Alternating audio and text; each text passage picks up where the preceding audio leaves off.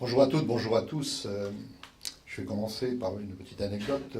Gérald m'a téléphoné un jour me disant est-ce que tu peux prendre la parole lors de la prochaine assemblée, réunion qui aura lieu au Sémafroid pour nous raconter l'histoire. Il m'a dit si André Gac n'est pas là, c'est toi qui seras le plus âgé et le plus fondé pour nous raconter l'histoire du Sémafroid. Bien entendu, la première histoire du Sémafroid, parce que la deuxième partie, vous l'avez vu ce matin, il y a beaucoup de jeunesse, beaucoup de choses intéressantes qui ont été rapportées. Merci d'avoir confié au papy l'histoire de raconter l'histoire du Sémafroid, Gérald.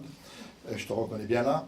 En second lieu, ce matin en venant, j'ai lu la presse comme vous et j'ai trouvé aucun rayon de soleil. Vous allez me dire, rien de nouveau sous le soleil, c'est toujours pareil. Tous les matins, vous pouvez lire la presse, vous ne trouvez rien de positif. Moi, j'ai un défi que j'aime beaucoup, c'est de vous raconter une belle histoire. C'est l'histoire du Sémafroid.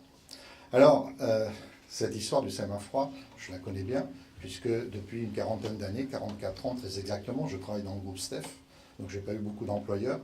Alors, le groupe STEF, à l'origine, c'était l'entreposage frigorifique, et en 1920, bien sûr, au sortir de la guerre, c'est deux sociétés, qui étaient deux sociétés financières, le groupe Perrer, entre parenthèses, entre autres, qui ont créé les entrepôts STEF que l'on connaît dans les gares, parce que les troupes avaient eu faim pendant la guerre.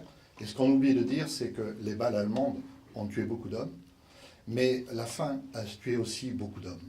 Voilà, je crois que c'est ça un peu l'histoire. Alors, après, comment cette aventure Sémafroid a commencé? Elle a commencé d'une façon un peu bizarre. Elle a commencé en 1998. Un jour, le ministère de l'Agriculture téléphone à Transfrigo France, j'en étais à l'époque le président, en disant « ça y est, l'État se désengage de tout ce qui est essai de machines agricoles et essai de toutes les machines du froid. Donc le centre d'Antony va être vendu. Qu'est-ce que vous pouvez faire ?» Je ne savais pas grand-chose de ce qu'on pouvait faire. J'en parle à André Gac, qui était le conseil particulier de Transfrigo de France, qui était très pushy, comme dans tout ce qu'il faisait. Et après concertation, il nous dit, on nous convenons d'aller rencontrer le super-préfet. On ne parlait pas d'un préfet de région, on parlait d'un super-préfet qui était en charge des ventes des biens de l'État, voire des privatisations. Donc nous prenons rendez-vous avec ce monsieur, un monsieur impressionnant, 1m90. Pendant 1 heure, il nous a écoutés, il n'a rien dit. Après, pendant 30 minutes, il répondait par onomatopée. Oui, non. Et la troisième demi-heure, ou la quatrième demi-heure, c'était oui, non, peut-être. Et puis, on était là avec André Gac, on se regardait, on se disait, mais comment ça va se terminer cette affaire-là? Et puis, je ne sais pas ce qui s'est passé, on a dû lui être sympathique. Il dit, j'ai compris votre projet, l'État ne vend plus Antony. Voilà comment est partie l'histoire du Sémafroid, Sémagreffe en Antony. Il dit, mais je suis d'accord, on ne vend plus. Par contre, je vais vous donner un cahier des charges, je vais vous donner une feuille de route. C'est, de toute façon, l'État se désengagera de cette partie-là. Donc, si vous en êtes d'accord, on va le faire en 2 fois. On va créer un GIE, de façon à ce que le personnel, de façon à ce que les services qui sont donnés par le Sémagreffe à l'époque, il y a une permanence soit assurée, et après, il y aura une deuxième période dont je ne fixe pas l'échéance, qui sera une privatisation.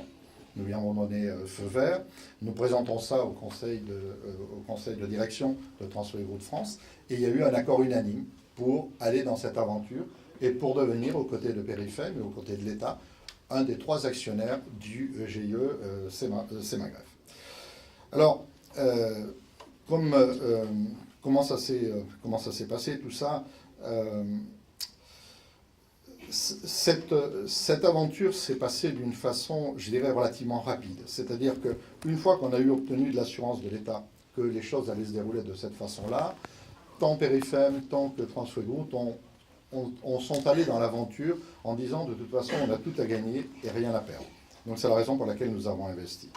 Dans les années 2000-2002, bien entendu, les services vétérinaires en France étaient occupés par la vache folle et avaient beaucoup de travail.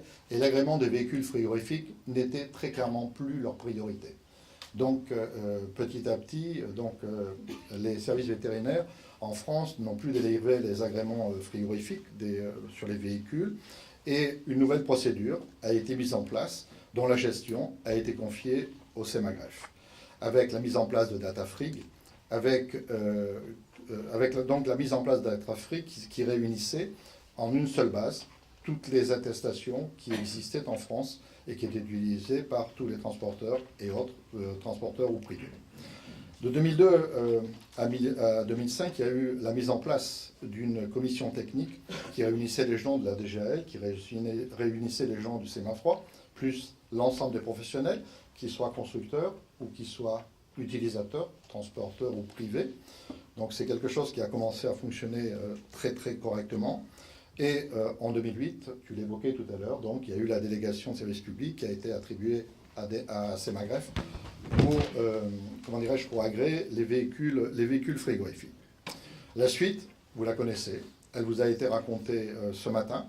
On est dans de magnifiques installations qui n'ont plus rien à voir avec les installations historiques que nous connaissions à Antony.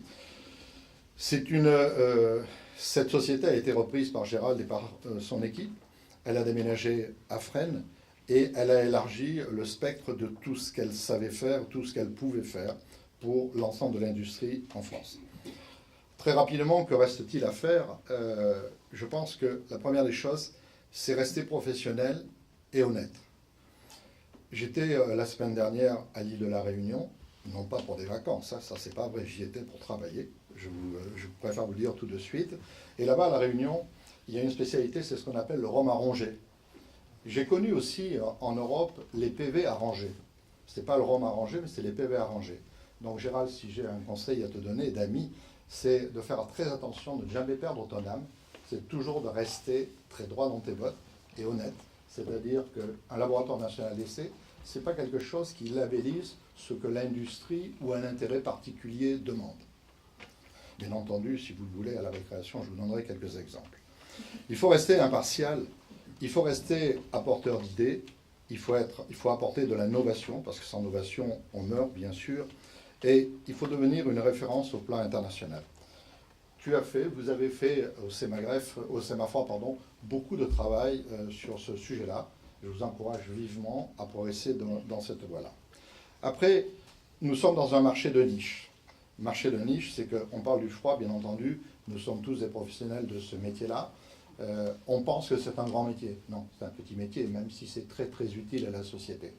Je ne pense pas, pour ma part, que des grands cabinets ou des grands laboratoires internationaux investiront massivement dans ce secteur-là. Si j'avais un avis ou un conseil à te donner, c'est de rester concentré dans tout ce qui touche le froid et reste connexe au froid. C'est ne pas partir dans des aventures que je qualifierais d'un peu exotiques, parce que ce n'est pas, à mon avis, la voie qu'il faut suivre si vous voulez pérenniser cette entreprise. En troisième lieu, et j'en aurais terminé, je pense que pour avoir travaillé dans une dizaine de pays en Europe, pour moi, le Sémafroid est une référence incontestée. Ce que j'ai eu l'occasion de voir durant ma carrière, dans la dizaine de pays dans lesquels j'ai travaillé, n'a rien à voir avec ce que nous constatons en France, au plan du sérieux, au plan de la qualité des services, au plan, je dirais, de la recherche qui est pratiquée au Sémafroid. Je n'ai rien vu de pareil dans aucun autre pays. Si j'avais un troisième petit conseil à te donner, c'est d'aller de l'avant et non pas, je ne suis pas tout à fait d'accord avec toi, de presser le mouvement pour prendre des places en Europe, parce que je pense qu'il y a de la place à prendre et je pense que, une fois de plus, si nous le souhaitons, si nous nous y prenons comme il faut, nous pouvons briller à l'échelon européen. Merci.